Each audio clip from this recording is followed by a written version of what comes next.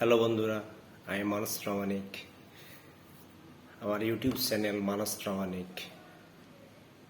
আমি আপনাদের কাছে একটা ম্যাথামেটিক্যাল কনফিউশন নিয়ে এসেছি। আমি আজকে ওটা বলবো এবং আপনাদের উত্তর নেব, না পারলেই পরের দিন বলে দেবো।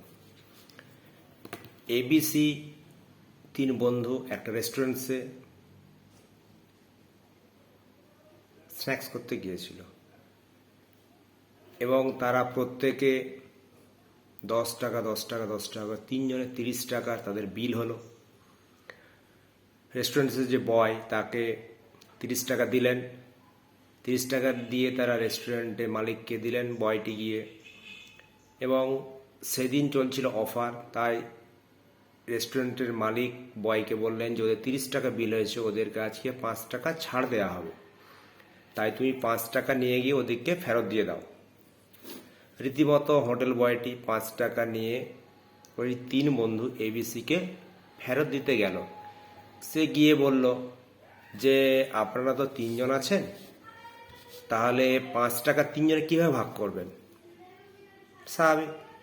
তখন হোটেল বয় বলল, তাহলে আপনারা 3 টাকা নিন, 1 টাকা করে 3 জনে, আর বাকি 2 টাকা আমাকে ট্রিপস হিসেবে দিন।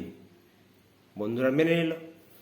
তাহলে বন্ধুরা প্রথমে এবিসি 3 জনে 10 টাকা করে দিয়েছিল, পরবর্তীকালে তারা ফেরত পেল কত টাকা? 1 টাকা করে প্রত্যেকে। তাহলে 10 বিযুক্ত 1 সমান 9 টাকা করে তারা বর্তমানে দিয়ে এলো। তাহলে 9 টাকা করে যদি দেয়, তাহলে 9 ইন্টু 3 বন্ধু, তার মানে মোট কত টাকা খরচ হলো? তাদের 27 টাকা। হোটেল বয় নিল কত টাকা? 2 টাকা। তাহলে 27 আর যুক্ত 2 সমান কত হলো? 29 টাকা। কিন্তু তারা তো প্রথমে 30 টাকা দিয়েছিল 10 টাকা করে, তাহলে বাকি 1 টাকা গেল কোথায়? এটাই হচ্ছে কনফিউশন। এইটা আপনারা চেষ্টা করুন কীভাবে উত্তরটা রেডি করা যায়। 1 টাকাটা কোথায় গেল, কে নিল, বা কোথায় হারিয়ে গেল, না হোটেল মালিক নিয়ে নিল, এইটা বের করে, নাহলে পরবর্তী ভিডিওতে আমি এটা আপনাদেরকে জানাবো। আমি মানস প্রামাণিক। চ্যানেলটি ভালো লাগলে সাবস্ক্রাইব করবেন, লাইক করবেন, কমেন্ট করবেন। ম্যাথামেটিক্যাল জিনিস নিয়ে অনেক কিছু জিনিস আলোচনা করব। ম্যাথামেটিক্যাল, ফিজিক্স, কেমিস্ট্রি, ইংলিশ, সব কিছু আপনাদের কাজে লাগবে। ধন্যবাদ সবাইকে। নমস্কার। সবাই ভালো থাকবেন। চেষ্টা করুন, নাহলে পরের দিন উত্তরটা বলে দেবো। ধন্যবাদ সবাইকে।